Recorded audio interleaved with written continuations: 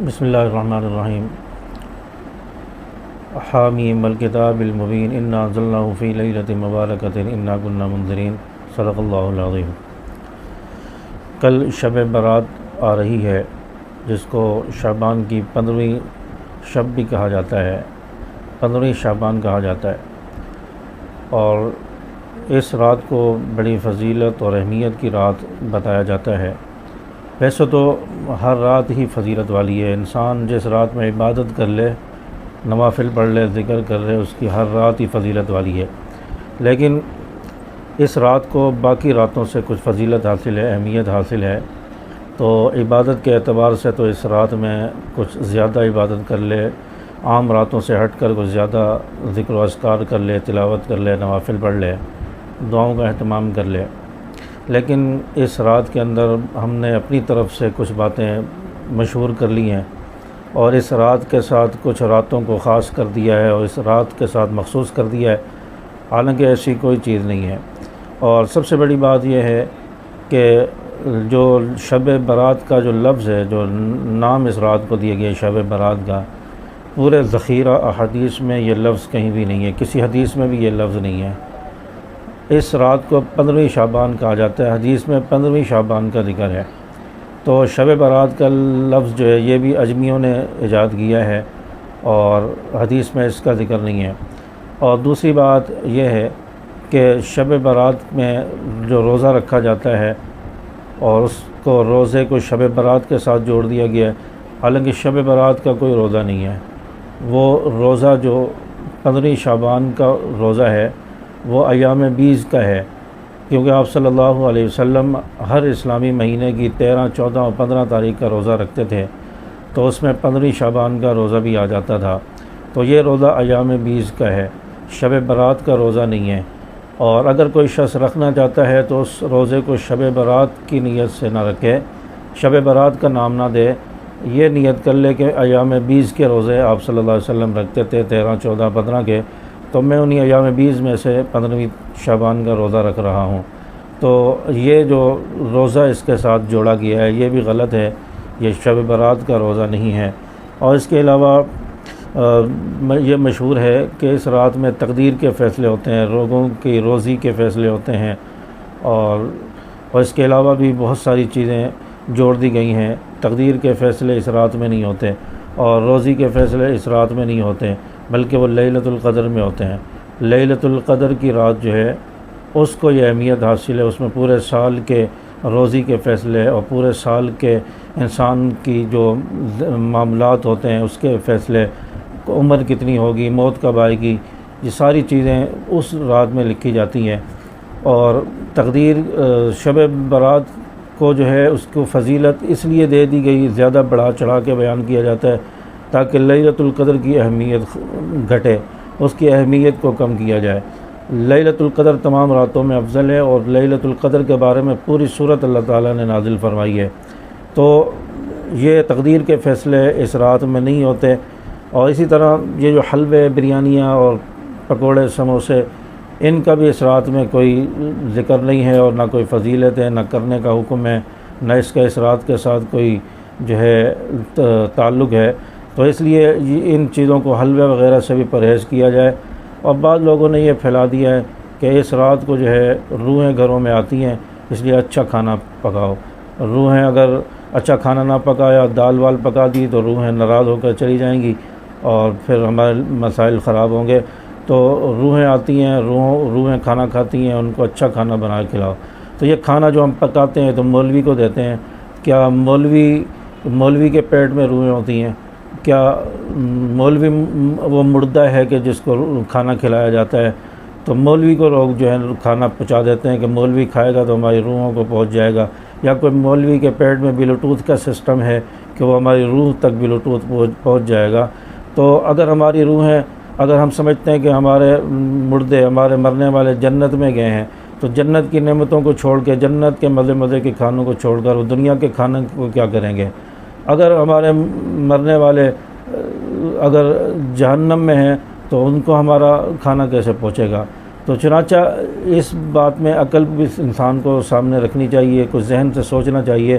तो ये चीज़ें हमारे माशरे में फैली हुई हैं और फिर इसके अलावा कब्रिस्तान लोग जाते हैं।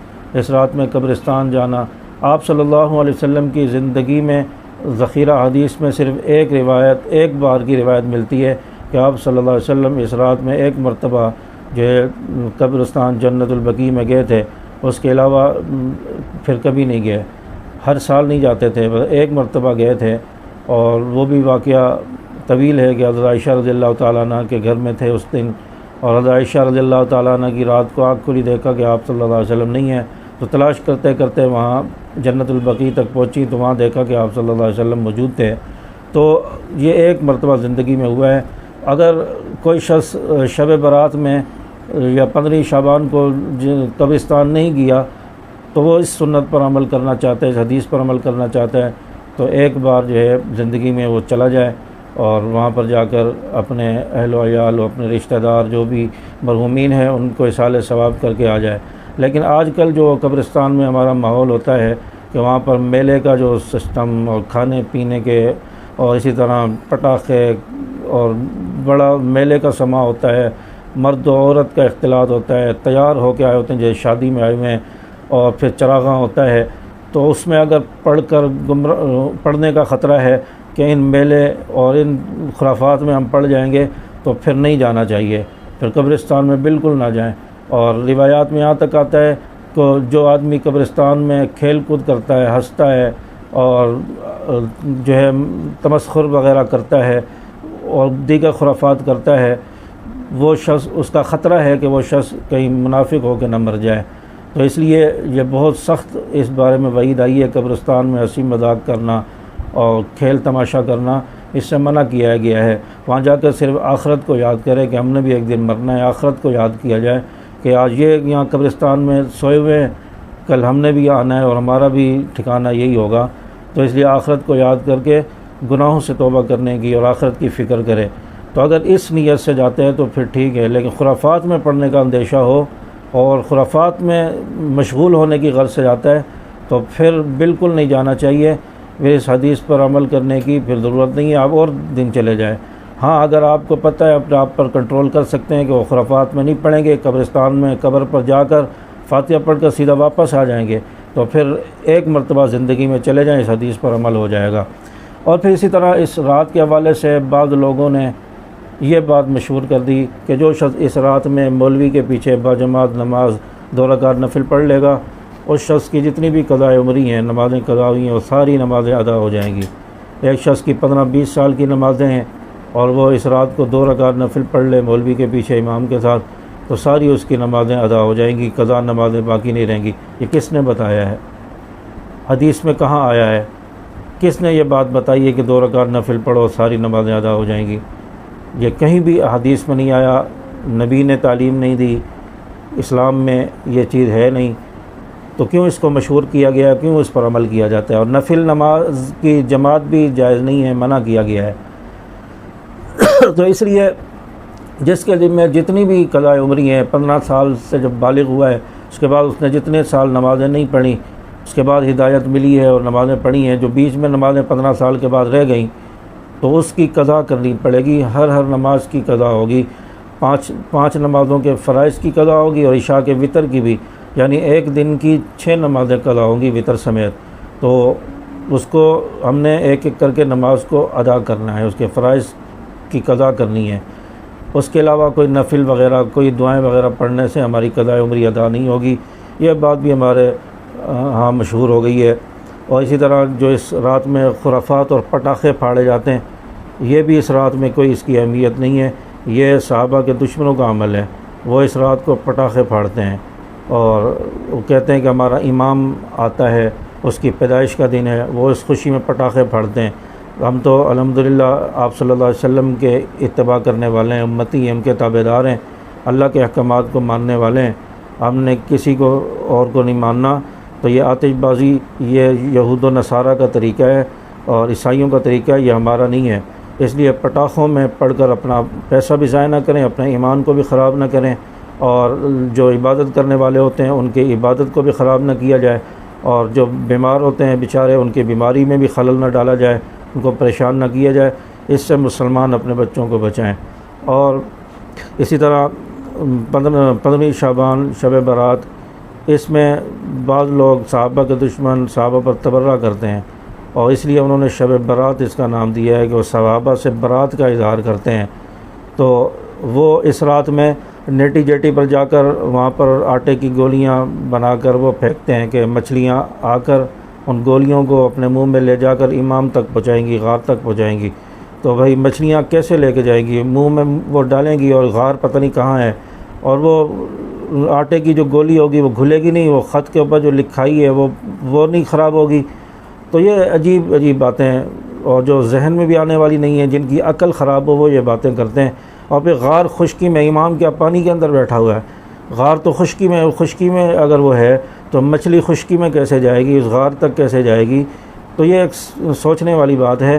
चनांचा इस किस्म की खुराफात और इस तरह के अपनी तरफ से बनाए हुए जो मामूलात और खुराफात और मुनकिरात, इससे इंसान को बचना चाहिए।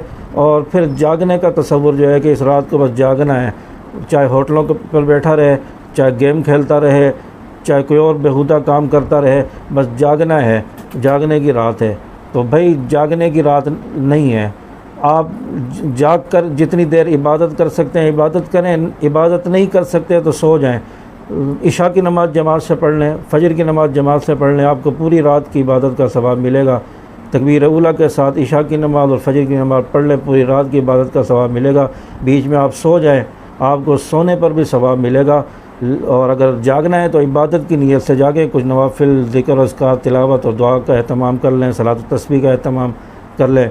इस वजह से अगर जागना चाहें जाग लें और फिर उसके बाद आराम से सो जाएं। और ये तसव्वुर भी गलत है, इसलिए शब बारात को अगर मनाना है, उस पर अमल करना है, तो फिर तालीमात इस्लामी के मुताबिक चलें और उसके मुताबिक अमल करें, बाकी खुराफात को छोड़ दें। अल्लाह तबारक व तआला हमें समझ अमल की तौफीक अता फरमाए। अस्सलामु अलैकुम व रहमतुल्लाहि व बरकातुहू।